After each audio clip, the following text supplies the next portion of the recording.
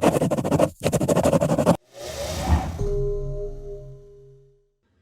welcome to Greiner's In Practice series. Today, we're going to focus on Healthcare 101, and we're lucky to have Bryan Gingerich here, our healthcare construction executive, to start talking about some of his experiences previously from Greiner and what he's working on today. And we're happy to have you. Thank you, Heather. I'm happy to be here. Awesome. Well, let's get started. Let's jump into it right away. Did you choose healthcare construction, or did it choose you? It's a good question. In all honesty, it's not something that I was driven to when I was started in construction. I started in the field and worked my way into the office. And in all honesty, I had a person that worked next to me in a cubicle. That was somebody that looked like they had their stuff together. They were organized, and they were working in healthcare, and they were very excited about it. And I said, I'd like to try that and kind of use this person as a mentor and see if I could model my career after theirs. And that's how I got started, and then immediately fell in love with it. That's awesome. So the healthcare world is kind of new to me, so I'm very excited to talk to you more about it and learn from you. So can you give me a description of what healthcare construction means? Is it just like regular construction? My background is interiors, and specifically corporate interiors, but is it just like ground up? Is it interiors? What does it look like? Well, it's a little bit of both. I mean, there's obviously interiors, there's new construction, but it is a different niche. It's a very specialized field. Within our market, it's a smaller group of people that are actually working in it. One of the things I love about it is that it is so different.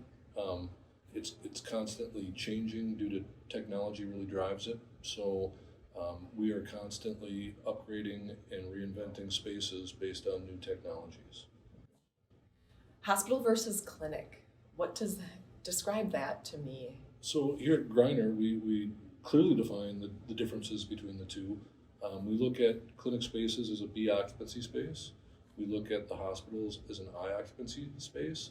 And although they both get lumped into the healthcare, bucket, they are run pretty differently. We're building with different materials. We're using different trade partners.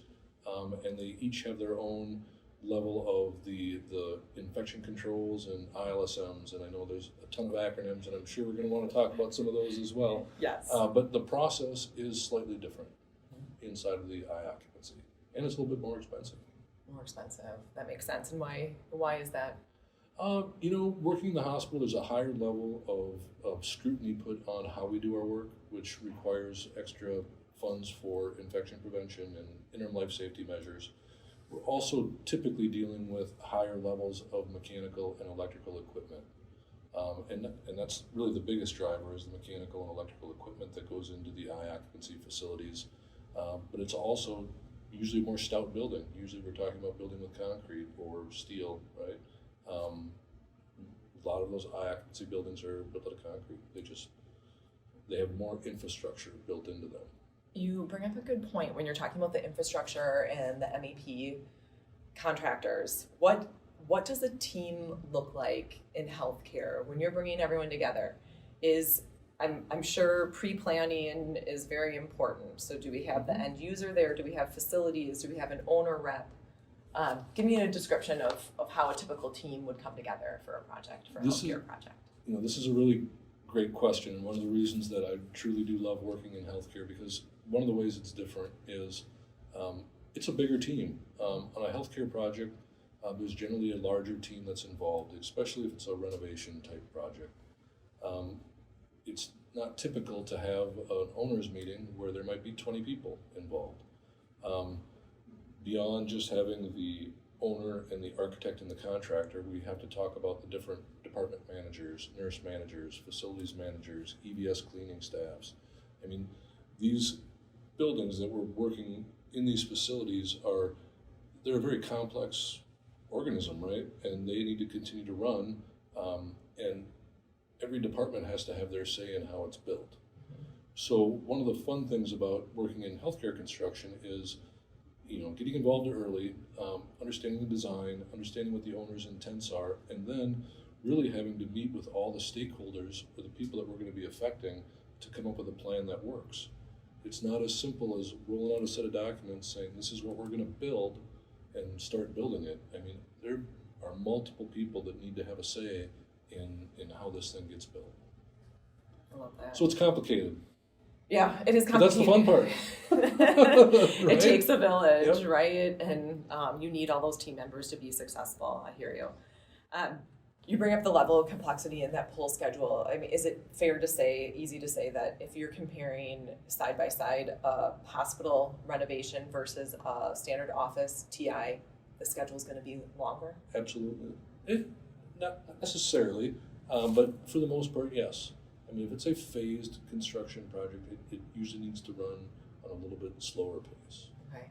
Do you work through, hospitals are usually open 24/7. Would there be any reason to work overnight or different set of hours? It's another great question, and Thank you. we hear that a lot because you'd think, well, great, just like any other construction job, just do it at night, put everybody on a night shift. Well, you got to remember there's people sleeping, right? Mm-hmm. So it's more disruptive now to have, and they're running 24 hours a day, right? So there is still activity in the emergency departments.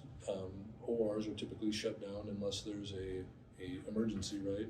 But you're working around people that are sleeping, or you're working around behavioral wards. So for the most part, counterintuitively, the work is done during normal business hours, because that's when the most support is there as well, right? The facilities teams have their full staff on site to assist if there were to be an unplanned disruption. You know, we didn't talk a lot about And that's the biggest, or one of the biggest things, is that disruption planning. disruption planning. Yeah. That's something we could have a whole different question about. Is that healthcare 201? Maybe, yeah. We talked about team members. We talked about mechanical and electrical engineers, architecture partners, the end user. Do you call the end user, is that the facilities staff that you're describing, or is facilities also another layer of team members, part of the, it's part of the team? Typically, inside of a large facility, we're dealing with, our customer really is the facilities group, right? On a large, again, battleship-sized project, you might be dealing more with the administration side, the hospital administrators, the CEO, the directors of ambulatory care or whatever you're building, right?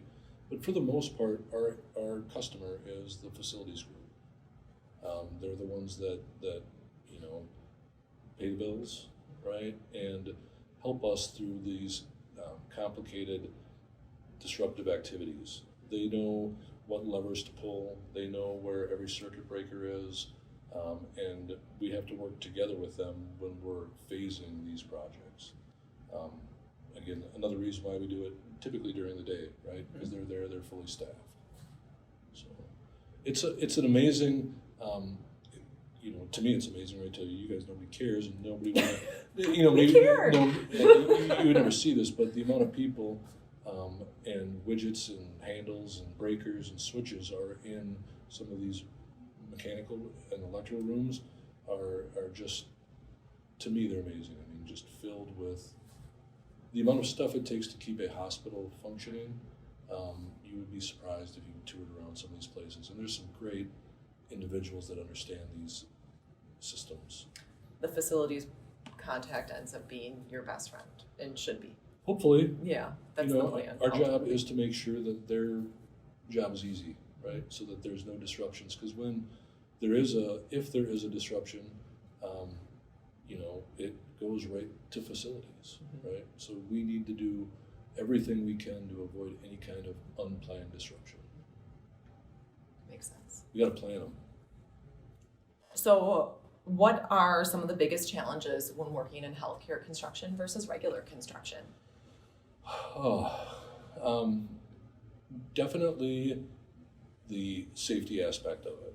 So that's one of the biggest differences between healthcare construction and other construction is we are generally working inside of occupied facilities, and that's one thing to say. But then put on top of that the people around us are, their health is compromised. They're in various stages of some sort of health issue that they're going through. Not only that, but there's high anxiety inside the structures. So much focus is put on keeping patients and staff and visitors safe. And that's how we handle the air is the primary one, right? That's ICRA. We talk about that as one of the acronyms. And if you're in healthcare, everybody knows what ICRA is, right? But if you don't, it's... Can you please remind us? Yeah, it's a process that all facilities go through to make sure that the construction has adequate safety measures in place to complete the work. And you have to be certified to put that in place? You don't have to be, although the trend in the industry now has certainly been to offer training. Like at Greiner, we do the 24-hour training for the supervisors and the 40-hour training for the field people. It takes a special breed of construction worker to work in a healthcare facility too, because of these things. And then there's higher levels of certification that come through an organization called ASHI that is kind of the recognized entity of you are at a certain level of healthcare construction, or you understand, it just kind of gives the major providers an idea of who is really trained and really understands the sensitivities of working inside the hospital. Understood. We kind of went through some questions the other day to get prepared for this topic. And we talked about... And you're going to change them on me, aren't you? No. And we talked about... I love this conversation that came up because we talked about bedside manner. And I thought that was kind of a great way to describe the type of personality or type of, sensitivity that you have to have when working in healthcare construction. We talk about doctors that have a good bedside manner, nurses, but really if we're working in an occupied space, us as either a project manager or even a superintendent might have to have that too. Can you explain that a little bit? Yep. Yeah, sure. I look at it like this over my years as I've worked in many different facilities with many different people, and I've seen people try to work in the healthcare and not. Sometimes it doesn't always work out. The word empathy always comes to mind with me. Like a great project manager or a great team leader, whether it be on the construction side or on the design side, needs to be empathetic, and they need to be a good listener. These projects get designed and you have a plan and you say, this is what it looked like today, this is what it has to look like tomorrow, but there's so many people involved that we just need to listen to them and understand what their concerns are and how do we keep a low profile, how do we, when something does get noisy, which it does in construction, right, how do we react to their reaction? How are we saying, communicating with them in a way that we hear you and we will make this, correct, or we'll change our course of action a little bit. Maybe we'll try something different. We'll move a wall somewhere else to give a little bit more space, or put a little bit more insulation in a temporary partition. But going into the healthcare environment, we have to understand that we are the least important people in those meetings, right? Yep. So, and that's another thing that we check our egos at the door. Right, people want to come in and they want to build and they want to make, they want to build these beautiful buildings and they want to do them as fast and efficient as possible. Where when we're in an occupied facility, like I said, we have to understand we are the least important person in that room. Because if their business gets stopped because of us, it's a big deal. Yeah. So absolutely. Can you give us some examples of who would make a good construction associate, executive, project manager, superintendent? What does it take? I'm really glad that you bring that up. It's a great question because it not everybody is cut out, in my opinion, to do this kind of work. It's something we talked about empathy a little bit. It has to have a good positive attitude. They need to be empathetic and good listeners. And they can't be squeamish. And some people come in and it's working in healthcare is incredibly rewarding. So I know every job that I've done, we've left, we've finished, and I can honestly say that this was for the good of the communities that I live in, right? So a lot of people, they're like, I want to be a part of that, right? That's great. But then they get in there and they realize, okay, the sight of blood terrifies me, or they get what I call vapor locked when they realize that they're going to be doing construction activities, which they've been trained to do, when there's somebody having surgery, 6 feet away. Mm-hmm. And then they know that we all know that work in the business, that when you're in some of the most sensitive areas, a hospital doesn't just shut down a wing of operating rooms when they need to have something repaired or remodeled. Business goes on, so we have to find ways to work within those rules and make sure we keep people safe. So, I always encourage people that want to tag along and maybe, get involved in some of this stuff like early on, those clinic type projects, or, as an assistant on maybe a larger project. But some people just get to a point where they say, this terrifies me too much that I don't want to do it. We joke and it about goes slower, and it Yeah. just moves at a slower pace. Everything is methodically thought out and planned, and some people just want to go fast. They want to get stuff done, and I don't blame them for that. When you're a carpenter out in the field, you want to be as productive as possible, right? Here we might ask you as a carpenter in here that you just need to be more focused on having everything absolutely clean. Like, your tools come in, they're on a covered cart. You're walking on sticky mats.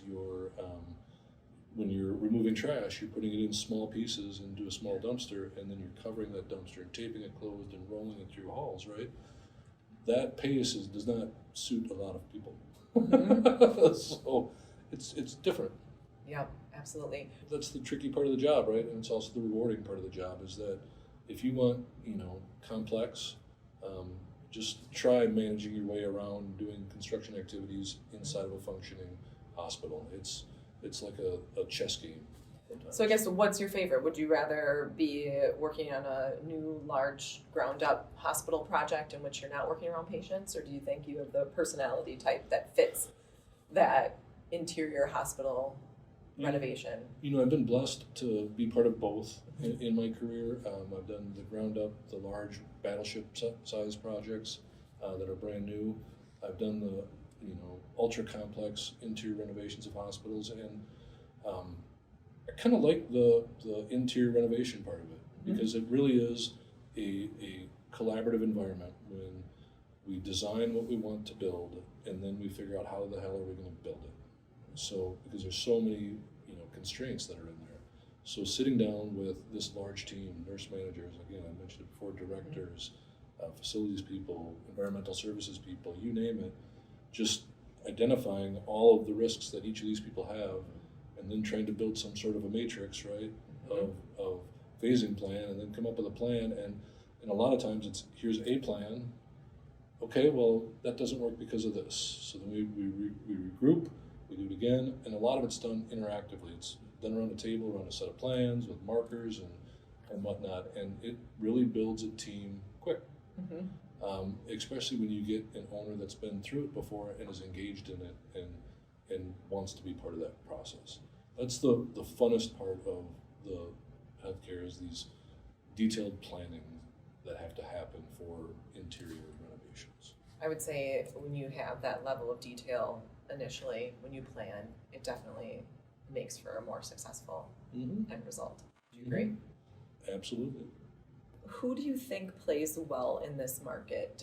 Big or small GC, does it matter? I mean, we kind of maybe answered that question as far as personality, but I guess for more of a high-level general contractor fit. So I think, in this market, healthcare is a broad term, right? There's a lot of healthcare construction, and I think there's room for many different types of contractors within it. When we look at some of the B occupancy type clinic spaces, that's a great opportunity for somebody that is starting a construction company or has a young company that wants to work into healthcare. There's opportunities out there in some of the clinic type spaces. So that would be a good stepping stone to get to the hospital type work. These inside the major systems, trust and experience is, trumps a lot of things when it comes to making selections. So it takes time to build a healthcare resume, and to get into the really complicated projects when you look at like the redesign or the rebuilding of an operating suite, right? That pool of contractors gets very narrow at that point. In this market, there's a handful of qualified contractors that can certainly do it and do a great job, but their teams have evolved with years of experience and also knowledge of the facilities, right? If, in my case, I've worked at certain facilities for years, right?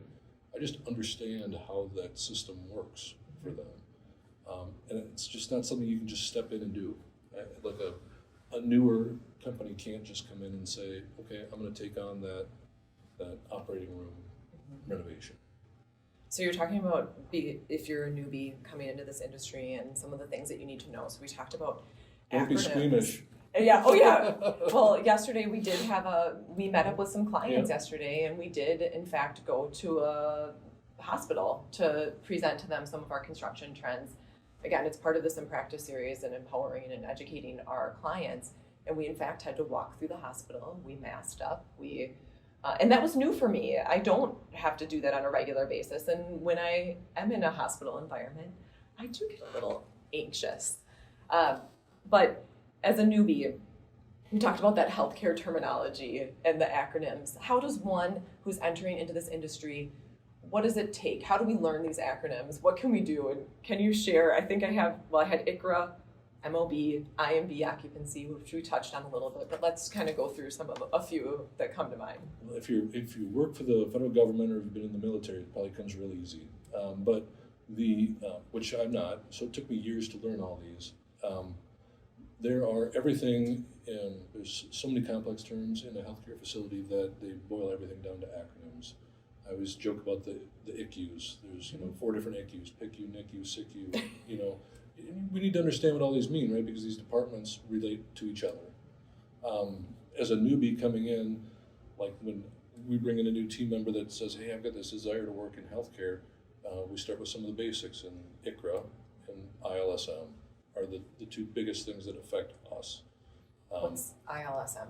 ILSM is interim life safety measures. So the fire code has a list of codes and standards that need to be followed. And what it pretty much boils down to is if you're taking a system out of service, how do you protect that? How do you mitigate that risk? Or if you need to change a path of travel through a hospital, how do you have proper signage? It may involve training of staff. A lot of times we'll have breakout staff training sessions where we are moving this door from here to here. We need you to, train on the new path. So those are the 2 big ones that affect us in construction. But again, all the other departments have some sort of acronym for them. And it's important to know those because they are all interrelated, right? So you need to understand if you're working in a ICU, right, its pressure relationship to the spaces around it. So it is important to learn what the different acronyms are. And how would someone go about doing that? Asking questions, organizations, construction organizations for healthcare? ASHE is a great resource.